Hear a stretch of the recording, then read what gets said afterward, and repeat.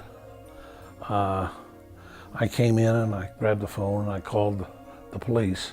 Margaret and James were taking turns looking out for her stepmother, who was in the hospital. It wasn't until I walked up the driveway that I saw her there. The investigation into the death of a woman in Colorado Springs is tonight's top story. A woman was found shot and dead outside a house in this cul-de-sac early this morning. Once we got on scene, we started to process that scene, started to collect evidence, and we immediately started interviewing family members, friends. It appeared that she had been walking up to the door. A neighbor told police he heard an argument overnight, then a gunshot.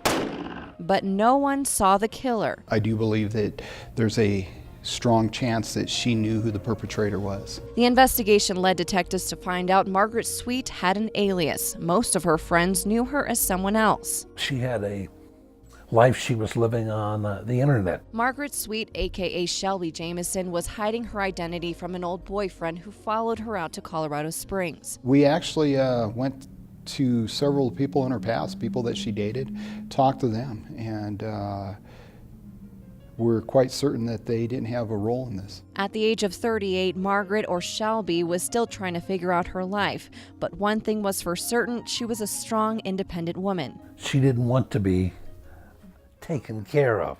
She could take care of herself. With a heavy heart, James pleads to anyone with information to come forward, even though he has given up. I would love anybody who would have some information to, please, it's not too late, step forward and give that information to the police. In the meantime, he keeps his pain locked up in his heart as a way to cope and get through each day. I think it's going to be a burden that I'm going to carry for the rest of my life.